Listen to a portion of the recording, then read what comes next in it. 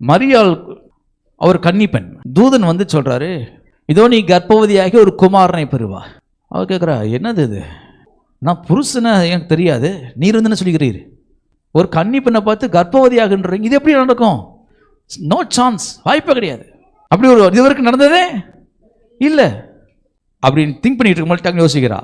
எது மாதிரியே பேசல, பெர்மிஷன் கொடுக்குறா. உங்க வார்த்தைப்படி எனக்கு அப்படி என்ன போட்டுக்காதல. அதற்கு மரியாள் தேவதூதனை நோக்கி இது எப்படி ஆகும், புருஷனை அறியனே.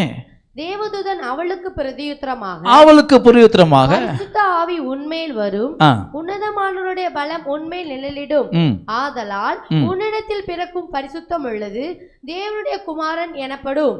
இதோ உனக்கு இனத்தாளாய் இருக்கிற அடுத்த வசனம் தேவனாலே கூடாத காரியம் ஒன்றுமில்லை என்றான். அதற்கு மரியாள், இதோ நான் ஆண்டவருக்கு அடிமை. சொல்லுங்க எல்லாரும் சேர்ந்து. இந்த அடிமை என்ன அர்த்தம்னா, ஒத்து போறேன், உங்களுக்கு கோ பார்ட்னரை மாத்திக்கிறேன். நீங்க விரும்பிட்டீங்களே, நீங்க தீர்மானிச்சிட்டீங்களே, என் வயிற்றுல இந்த கன்னி வயிற்றுல ஒரு குமாரனை பெறுவான் நீ தீர்மானிச்சிட்டீங்களே, நீங்க விரும்பிட்டீங்களே.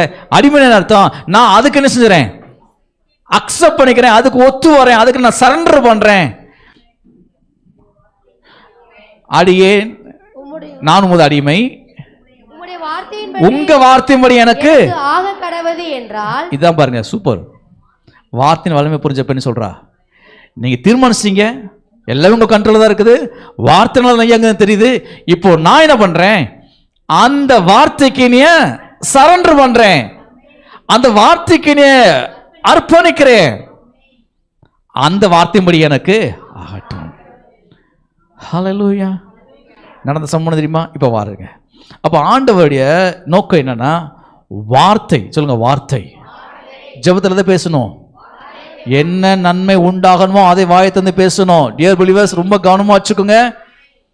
இந்த பிசாசின் சத்தத்தை செவி கொடுக்காதீங்க, சில எதிர்மறை எண்ணத்துக்கு செவி கொடுக்காதீங்க. அப்படி வந்துச்சுன்னா தான் சந்தேகம் உள்ள வந்துடுது. கர்த்தருடைய ஆவி இன்னைக்கு சபையை பார்த்து பேசுகிறார். உங்க குடும்பம் நல்லா இருக்கும், உங்க பிள்ளைகள் நல்லா இருப்பாங்க, உங்களோட வருமானம் நல்லா இருக்கும், உங்களுடைய எதிர்காலம் நல்லா இருக்கும், விரும்புகிறபடியெல்லாம் நடக்கும்.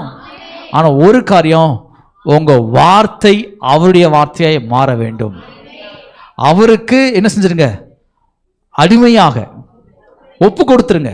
அவருடைய விருப்பத்துக்கு, அவருடைய சித்தத்துக்கு. ஆண்டவரே, இந்த சித்தத்தின்படி நடக்கட்டும் ஆண்டவரே. ஆமென்.